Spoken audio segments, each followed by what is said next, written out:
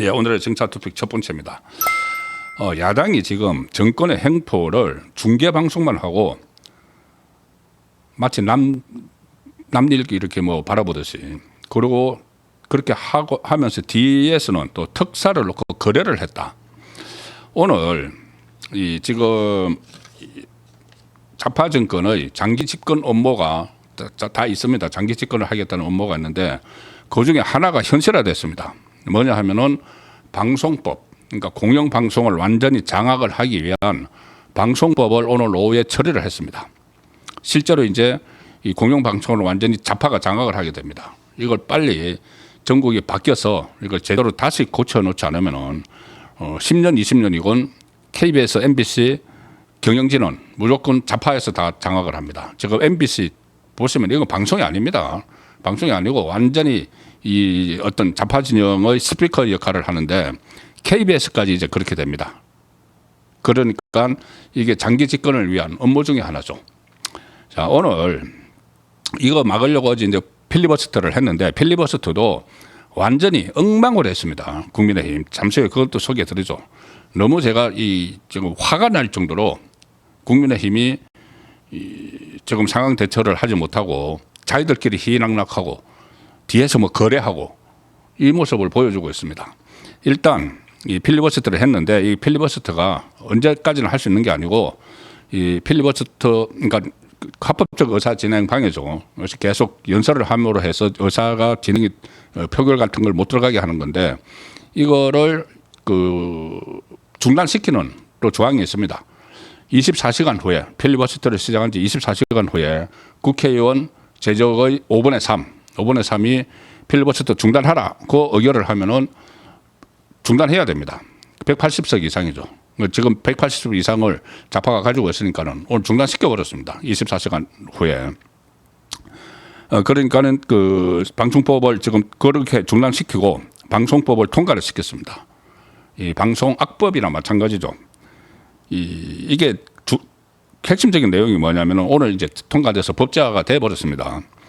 공영방송 KBS, MBC 이사회 수를 정원을 해서 사장, 보도 책임자 임명 방식을 또 바꿔버려서 이사회는 기존에 11명에서 15명으로 늘리는데 여기에 들어가는 사람들이 국회 교섭단체를 비롯해서 지금 민주당을 비롯해서 국민의힘 그리고 임직원 대표, 변호사 단체, 방송학회 등에서 추천을 받는데 민주당이 4명, 국민의힘이 2명을 추천하는, 그러니까 좌파들을 민주당이 다 추천을 하고 또 좌파 성향의 시민사회단체가 개입을 하게 되는 그 상황이 된 거죠. 그러니까 이 좌파 성향의 경영진이 들어가면 보도국장부터 부장까지 그다음에 취재 기자들까지 좋은 핵심적인 출입처 이때는 전부 다 좌파 기자들이 파견이 되는 겁니다. MBC 그때 좌파 기자 보셨죠?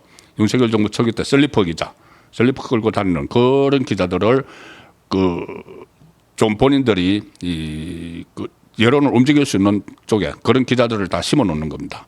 그리고 경영진이 바뀌면은 수직적으로 쫙 내려와서 기자들까지 다 바뀌어 버리죠. 그리고 물론 뭐 편성도 완전히 좌파 성향으로 되고, 그래서 심지어 보도 책임자 임명 방식도 바꾸는 겁니다. 보도 책임자를 보도 분야 직원 가반의 동의를 받아야 임명한다. 보도 책임자를. 그러니까 기자들 가반의 동의를 받아서 임명한다. 기자들은 대체로 보면은 좀 진보적인 성향이 많죠. 젊은 기자들은. 그래서 그 사람들, 그 젊은 기자들 동의를 받아야 된다고 하면은 좌파 성향의 보도국장이 갈 수밖에 없습니다. 그 사장은 방통위 추천으로 대통령이 임명하는 기존 방식이 있었는데 여기다가 성별, 연령, 지역을 고려한 100인 이상의 대표단으로 구성된 사장 후보 국민추천위원회에서 추천한 인사를 이사회 의결을 거쳐서 대통령이 임명한다. 사장 후보 국민추천위원회 100명 이상, 여기 전부 다 좌파 단체들이 들어간다는 이야기입니다. 그리고 이게 지금 KBS 사장은, MBC는 계속 좌파가 경영진이고 KBS는 윤석열 정부 시절에 사장이 임명이 됐죠. 지금 두 번째로 윤석열 정부 때 바뀌었는데 이 법안 붙이기에는 이게 법안이 공포가 되면은 3개월 이내에 KBS 사장과 이사진을 전부 교체해야 한다는 내용이 들어가 있습니다. 자, 이런 법이 어디 있습니까? 지금 현재 임기가 남아있는 사장도 교체를 해야 된다. 그것이 KBS, MBC 완전히 다 장악을 하는 그 상황이죠. 그래서 이걸 어떤 식으로든 정말 이 장애 투쟁을 해서라도 이것을 막아야 되는데 겨우 한다는 게 필리버스터, 합법적 의사진행 방해. 그런데 필리버스터도 제대로 못하고 오히려 주도권을 좌파 의원들에게 내줬습니다. 어젯밤 사이에. 어젯밤하고 오늘까지 필리버스터가 진행이 됐는데 24시간. 이 필리버스터를 하면서 국민의힘이 오히려 민주당 쪽에 이 주도권을 뺏겨버렸다. 이 필리버스터라는 게 이 의안에 대해서 찬성 의견, 반대 의견을 밝히는 것이죠. 그러니까 국민의힘은 반대 의견을 밝히면서 계속 이야기를 해서 이게 법안이 처리가 되지 않도록 그 시도를 하는 겁니다. 그런데 이 어제 그 방송법 개정안이 상정되니까 곧바로 필리버스터에 들어갔는데 첫 번째 주자로 신동욱 의원이 나와서 어쨌든 7시간 30분 동안 혼자서 이야기를 했습니다. 그리고 그 다음에 나온 사람이 민주당 김현, 그리고 그 다음에 또 국민의힘 이상희. 그것이 이상현이 이 김현은 한 3시간 동안 이야기했고 국민의힘 이상희는 4시간 30분 반대 토론을 했는데 네 번째 토론자로 민주당 노정면이 나와서 9시간 넘게 이 찬성 발언을 해버리는 바람에 전체 흐름이 민주당이 이끄는 분위기로 바뀌어버렸습니다. 필리버스터라는 게 소수 야당이 이 본인들의 그 합법적으로 의사 진행을 방해를 하면서 표결에 들어가는 거 방해를 하면서 이 법안에 대해서 반대 의견을 국민에게 계속 알리는 그건데 이게 여당 의원이 들어오면서 여당 의원들은 아예 주도권을 가져가 버리는, 그러니까 전투력의 차이죠. 전투력의 차이. 이 김현이나 노정면은 아주 강성으로 그 소문이 나 있는 사람들입니다. 그런데 그런 것을 미연에 사전에 좀 거기에 맞설 수 있는 사람을 내세우든지 아니면 아예 그 한 명이 아예 계속 그냥 그 끝까지 가든지 뭐 다른 전략을 짜셔야 되는데 이 필리버스터를 그냥 주도권을 야당에게 내줘버린 겁니다. 거기다가 이게 지금 이제 상법 개정안 노란봉투법도 이제 곧 다 그 통과가 되려고 하고 있죠.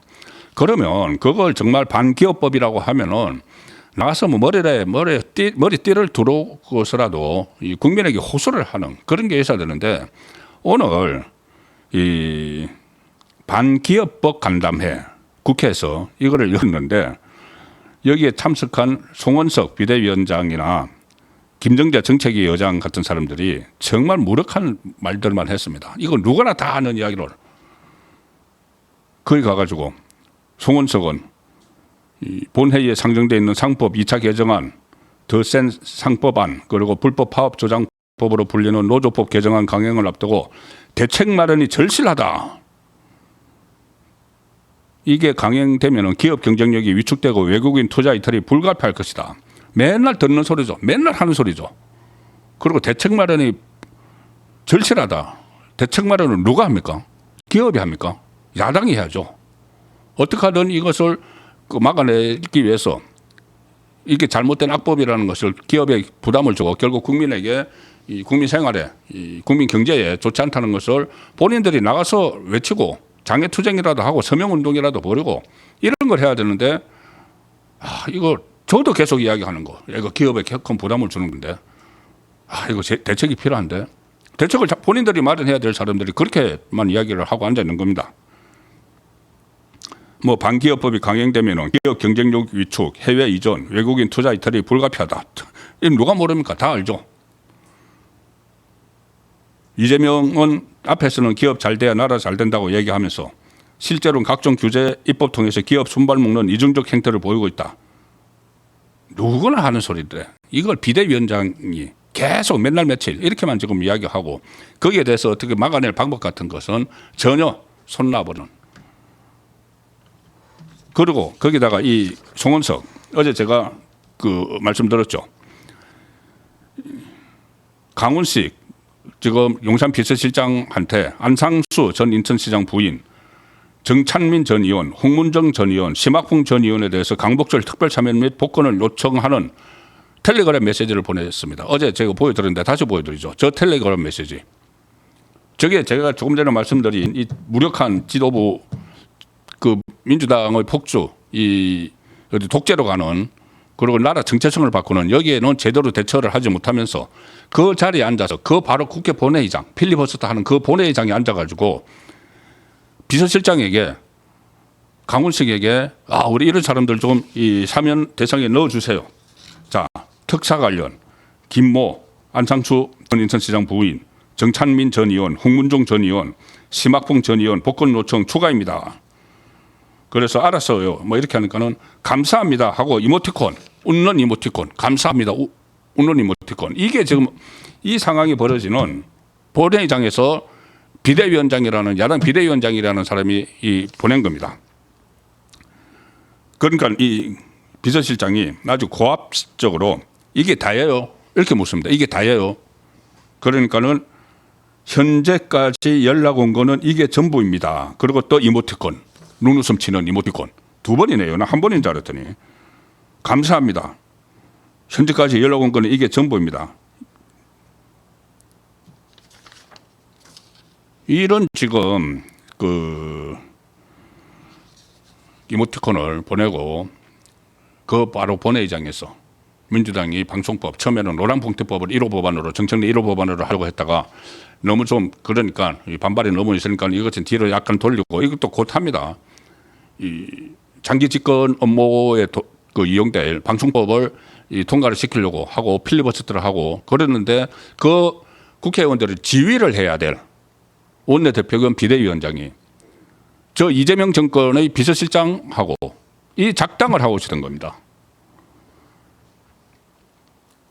그것도 이 지금 명단을 올린 안창수 전 인천시장 배우자 대선 후보 경선에서 홍보 대행업체 대표에게 억대 금품을 건넨 혐의로 징역 1년, 정찬민 용인시장 취임 직후 부동산 개발업자에게 인허가 편의 제공하고 친형 등을 통해서 수억 원 상당의 뇌물을 수수한 혐의로 징역 7년, 홍문종 이것도 뇌물 수수 혐의로 징역 4년 6개월.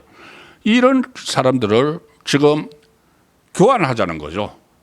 이런 사람을 사면을 해주면은 그래 당신들 마음대로 해. 조국을 하든지 무슨 뭐 이화영을 하든지 송영기를 하든지 형평성을 이제 맞춘다. 그런 그 명분을 하기 위해 그 명분을 확보하기 위해서 정권에서 요구를 하는 것이죠. 너희들도 몇 명 끼워줄 테니까. 이게 과거부터 이런 생각이 있다고 해야지만 지금은 시점이 그 전쟁 시점 아닙니까? 완전히 국민의힘을 없애버리겠다고 하고 그런 상황에서 또 특히 이 조국이나 이하영 같은 또 이하영은 이재명은 재판과도 연결돼 있는 이런 사람을 뭐 지금 사면을 하느니 마느니 조국 그 파렴치한 범죄를 한 사람을 마치 무슨 독립운동인을 한 것처럼 사면을 하느니 그래서 그 안에도 포함시켰는데 그 사람들을 하려면은 여론을 또 그 왜곡하기 위해서 국민의힘 출신들을 집어넣어야 되죠. 그런데 지금 상황이 과거하고 지금 같은 상황인가. 그리고 이 사람들은 지금 전부 다 비리 혐의, 뇌물 받은 이런 혐의로 구속된 사람들인데 이 명단이 그럼 어디서 났을까? 어디서 났을까요? 이 명단에 대해서 오늘 이 각규택 수석 대변인이 오늘 그 국회에서 열린 원내대책 후에 기자들과 만나서 특사 때마다 대통령실과 여야 간의 특사 대상에 대한 의견 교환이 있었다. 그 정도 차원으로 생각해 달라고 말했는데 물론 있었죠. 그런데 시점이 문제고 지금 이재명이 정통성 없이 모든 그 5개 재판을 받고 있는 그 인물이 지금 집권을 해가지고 사면권 행사를 하려고 하고 그리고 지금 바로 국회에서 본회의장 바로 거기서 방송법을 막 통과시켜서 필리버스터를 하고 있고 그런 상황에서 또 조국이나 이화영 같은 사람을 사면시키는데 그거 끼워 넣기를 하려고 하는데 그걸 과거와 똑같이 그 기준으로 가지고 그 차원으로 생각해 달라 이렇게 이야기를 하는 겁니다.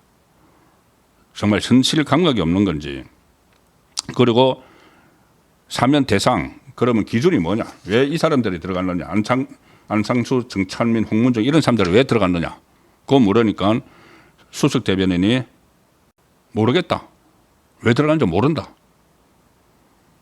그러면 송원수가 혼자서 한 건가요? 혼자서 아름아름해서 자기에게 부탁 오는 사람들 이 명단 정리해가지고 그 대통령실로 집어 던져준 건가요? 수석 대변인이 모른다고 하면은 그 명단은 도대체 어디서 생겼고, 그러면 그 명단을 해서 특사해서 뭐 감옥에서 꺼내주는 거 하는 대신에 그럼 조국이 나오고 이하영이 나오고 송영길 먼저 사면 복권시켜주는 그 무슨 포로교환 같은 것처럼 서로 급이 다르죠. 정치권에 미칠 파장 같은 거, 그리고 과거에 했던 그 행위들. 그리고 이 송원석은 최근에 국민의힘 원내대책회의에서 이런 말을 했습니다. 이번 강복절 특사는 철저히 민생사범 중심으로 이루어져야 된다. 대통령 사면은 정치적 거래, 정치적 흥정의 수단이 돼서는 안 된다.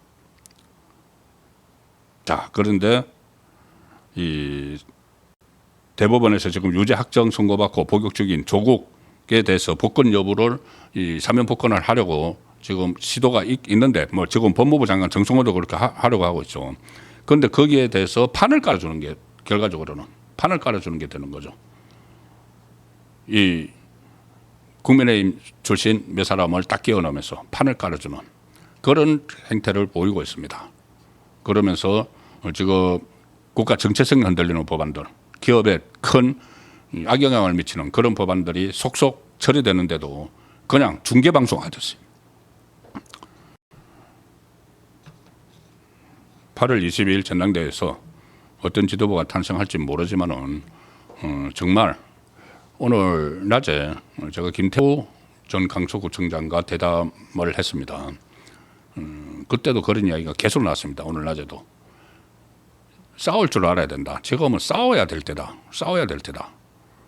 그런데 지금 싸우기는커녕 지도부라는 사람들이 한가하게 지금 돌아가는 상황을 중계방송하듯이 이야기를 하고 대책이 절실하다. 그래서 자기들은 대책 생각지도 않고 있고 거기다가 뒷거래해서 사면, 자기들과 친한 사람인지 모르겠지만은 그 사람들 사면해달라고 명단 보내고 알았다고 하니까는 고맙습니다 하고 이모티콘 치고 그런 행태를 보이고 있는데 뭔가 새 지도부가 들었으면은 획기적인 전환이 필요한 시점입니다.